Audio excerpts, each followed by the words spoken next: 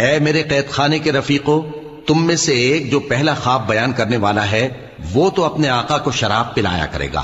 اور جو دوسرا ہے وہ سولی دیا جائے گا اور پرندے اس کا سر نوچ کھائیں گے۔ جو بات تم مجھ سے پوچھتے تھے وہ فیصل ہو چکی ہے، اور ان دونوں میں سے جس کی نسبت یوسف نے خیال کیا کہ وہ رہائی پا جائے گا، اس سے کہا کہ اپنے آقا سے میرا ذکر بھی کر دینا۔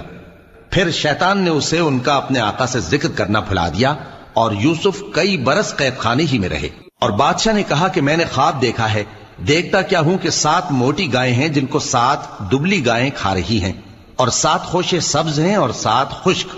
اے درباریو، اگر تم خوابوں کی تعبیر دے سکتے ہو تو مجھے میرے خواب کی تعبیر بتاؤ۔ انہوں نے کہا، یہ خواب تو پریشان خیالی سے ہیں اور ہمیں ایسے خوابوں کی تعبیر نہیں آتی۔ اور وہ شخص جو دونوں قیدیوں میں سے رہائی پا گیا تھا اور جسے مدت کے بعد وہ بات یاد آ گئی، بول اٹھا کہ میں آپ کو